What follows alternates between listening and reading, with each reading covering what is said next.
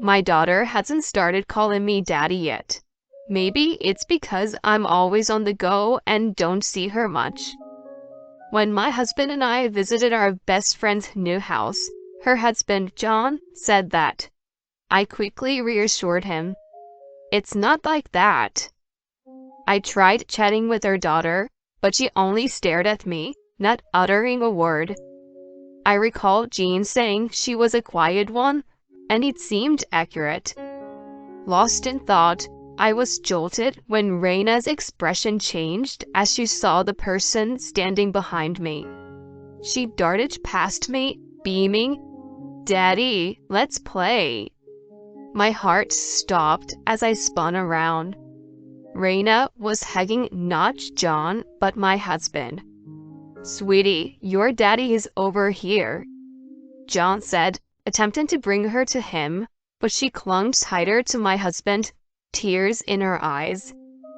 "No, I want to play with daddy." My husband appeared dumbfounded and uneasy. "What's going on, Kev?" Little did I know, a surprising revelation awaited us. My name is Helen, and I'm a 33-year-old working at a city hall. I first met my now husband, Kevin, in college. My good friend Jean invited me to a co-ed barbecue, and that's where Kevin and I crossed paths. He was tight with Jean's boyfriend, John, as they'd gone to high school together. "Helen, Kevin's a catch. How about swapping numbers?" suggested Jean's boyfriend. I had a good vibe from Kevin, so we exchanged info. Things progressed from there, and soon we were dating. Jean and John were thrilled for us, and would often go out as a foursome. Throughout college, my memories always have Jean, John, and Kevin in them. Post-grad, I started working at City Hall. Kevin took on a role at his father's law firm, preparing to inherit the business.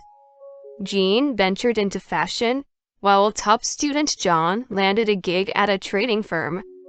Our bond remained strong, even after launching our career, often catching up over dinner. Jean and John tied the knot when we were 26, and Kevin and I spoke fondly of them at their reception. A year on, Kevin popped the question, and I was over the moon. We became man and wife. I recall that at the time Jean was expecting, and John couldn't have been happier. Fast forward 5 years. They had a girl, Reina. John's work took them abroad, but Jean and I stayed in touch. His job kept him busy, often overseas. Jean adjusted, focusing on being a full-time mom. As for Kevin and me, half a decade into matrimony, we cherished our quiet existence, though it lacked the spark of our earlier years. One concern loomed.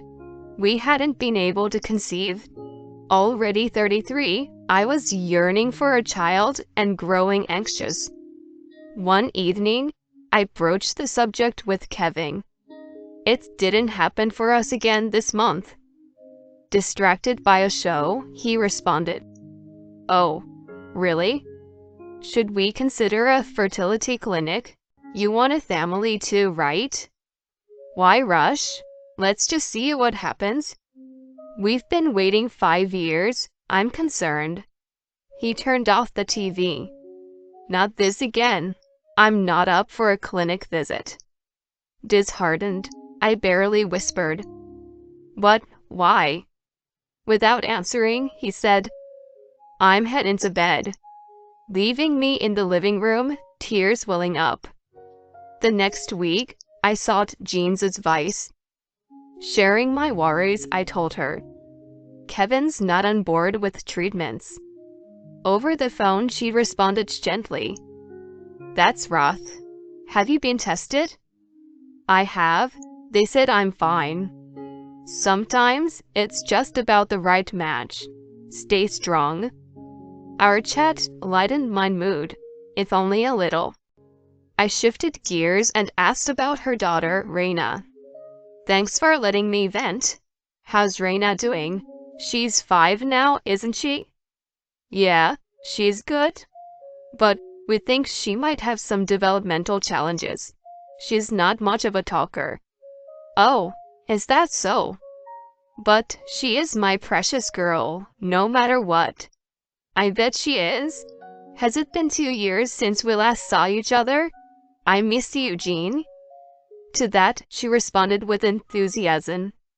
Guess what? We are having a house built right now. Once it's ready, how about we'll meet up? Seriously? That's awesome. Count us in for a housewarming party. Sounds great. Can't wait to see you too. I ended the call after a chat. Catching up with an old friend really boosted my mood. Later that evening, I shared the update with Kevin. I chatted with Jean today. Oh, how's she holding up? She is good, and so is Reina. John's off on yet another extended business trip. Is always buried in work. Kevin's mood seemed to lift just hearing their names. And here's a surprise. They're having a house built. No kidding. With John's taste, it's probably huge. It might be. We talked about catching up at their housewarming once everything is settled. Mid-conversation, Kevin interjected. You know, we should think about getting a place of our own too. I responded. Before a house, I want a baby. We'd need to plan for things like a nursery. His face clouded over. Not this again. It matters to me, Kev. It's on you that we don't have kids. I know I'm fine. His words caught me off guard. What do you mean? I've been checked out, and everything is good on my end. How can you say you're okay when you haven't even been to a clinic? He looked briefly rattled, but then shot back. Whatever the case, our fertility issues, they're on you. If you want kids, maybe step up your game before gripping about it. He quickly finished his beer and made a beeline for the bathroom. His words stunned me into silence, and I sat processing for a bit. Fast forward a month, and Jean told us their house was ready. With a gift in tow, Kevin and I drove about an hour to their impressive new digs. It was even more luxurious than I'd pictured, but I suppose it was within reach given John's earnings. Great to see you, Kevin and Helen. John greeted us. Hey ma'am, back from traveling, John? Sure I am. Just got in yesterday, but I'm off to Europe in a couple of months. The two guys seemed genuinely thrilled to catch up. Entering the living room, I spotted Jean in the kitchen. Congrats on the new place, Jean. Brought you a little something. I handed her our gift, and she replied warmly, Thanks so much. As we talked, a thought struck me. Where's Reina? She is up in her room playing. Like I said before, she's a bit unique. Got it. Mind if I pop in and say hi? Before Jean could reply, John, having overheard, commented with a touch of melancholy. She still doesn't call me daddy. Maybe it's because I'm always on the go and doesn't see her much. That's not the reason, John. In her eyes, you're the best dad. Trying to reassure him, we were interrupted by the soft patter of little feet. Reina was coming down the stairs. She had grown so much since the last time I'd seen her. Hi, Reina. It's been a while. Do you remember me? I'm Helen, a friend of your mom and dad. I said brightly, but she just stared silently. I recalled Jean saying she was a quiet one, and it seemed accurate. Lost in thought, I was jolted when Reina's expression changed as she saw the person standing behind me. She darted past me, beaming, Daddy, let's play. My heart stopped as I spun around. Reina was hugging not John, but my husband. Jean and John looked just as shocked. "Sweetie, your daddy's over here," John said, attempting to bring her to him, but she clung tighter to my husband, tears in her eyes. "No, I want to play with Daddy." My husband appeared dumbfounded and uneasy. "What's going on, Kev?" he responded, trying to brush it off. "Kids get mixed up, you know. She's just a little one," Jean added, laughing it off. "Yeah, kids can be so random." "Oh, Reina, they always keep you guessing?" All I could do was force a laugh. Later, Reina retreated to watch some TV, and amidst the tension, we ate and soon left. On our way home, I mentioned, "Reina seemed pretty fond of you today, even though she's typically so shy." He looked uncomfortable, then said, "Kids are unpredictable." It sure was something. We drove the rest of the way in silence. The next morning, I got a text. "Helen, thanks for coming by yesterday. We need to talk. Just us." It was from John. I quickly texted back, "I've been thinking the same thing. See you this evening." We met at a local cafe that night. John was already waiting when I arrived. I sat down across from him. "Thanks for coming, Helen. I wanted to discuss." I cut him off. "Kevin and Jean, right?" He nodded slightly. Even though I'm often away, I never doubted Jean, but after Raina's daddy moment, it's been eating at me. Me too. It's a stretch, but could Reina be Kevin's? His reaction confirmed my suspicions. We need proof. I'll try to get as much proof as I can on my end. Can you handle your side? I'm on board to help figure this out. Where do we start? A month later, I suggested a trip to Kevin. He settled into the passenger seat as I drove us straight to John and Jean's. As we pulled in, he was visibly confused. "Why are we here? John's place? What's the deal?"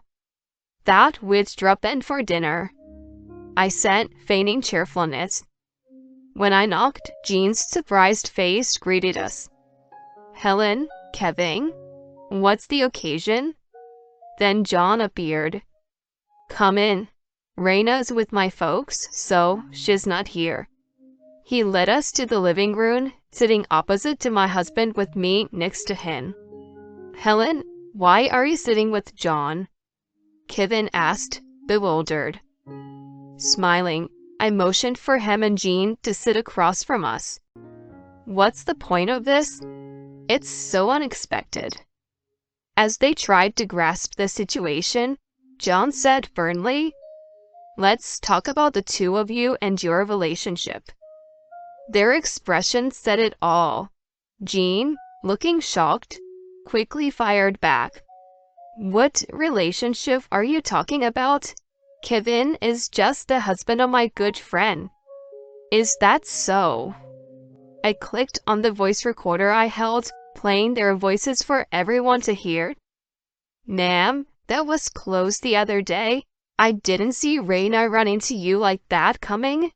Took me by surprise too." Luckily, they didn't catch on. Can't even think about what had happened if they realized I was her dad. Well, my husband's kind of obvious, so we're good. But let's enjoy today. The recording kept playing their intimate chatter until Jean yelled, "Turn it off." "How could you? What is this?" Kevin was in panic. Staying calm, I replied, "All those overtime days, I put a voice recorder in your car. He played it right into my hands." Both of them looked utterly stunned. John passed them a document. "I also did a DNA test. Reina isn't related to me." Starts talking. After a beat, They spilled everything. Kevin, envious of John's success and charm, pursued Jean back in college. She was seeking some thrill. Being part of a foursome made their secret trysts easier. Jean got pregnant, presenting Raina as John's child. They've met secretly, making sure Raina called John Daddy. After hearing it all, John just shook his head. You two are something else. I'm going to sue you both. I chimed in. Count me in. I'll see this through, even if it ends up in court. They exchanged nervous looks. Jean finally said, Fine, let's get a divorce. The real family can be happy together. Kevin retorted, I don't want a barren wife anyway. I have a sweet kid. At this, I couldn't hold back my laughter. They looked dumbfounded. A real family? A sweet kid? You can't be serious. What's so funny? I should back. Kevin, you're the infertile one. I secretly had a sample from you checked at a clinic. Turns out you can't naturally father a child. What? I smirked. So, who's Raina's real dad? Kevin turned a deep shade of red, while Jean turned ashen. They bickered back and forth until John threw them out. In the aftermath, Kevin and I, as well as Jean and John, all went our separate ways in divorce. They racked up debt compensating us. DNA confirmed Raina wasn't Kevin's. Jean stayed mum about the real father. And last I heard, her parents are raising Raina. The identity of Raina's dad remains a mystery. Both Jean and Kevin, now on their own, are hustling to pay off their debts. While they're clearly having a rough go, I can't muster any pity. As for me, life's been good, just me and my peace.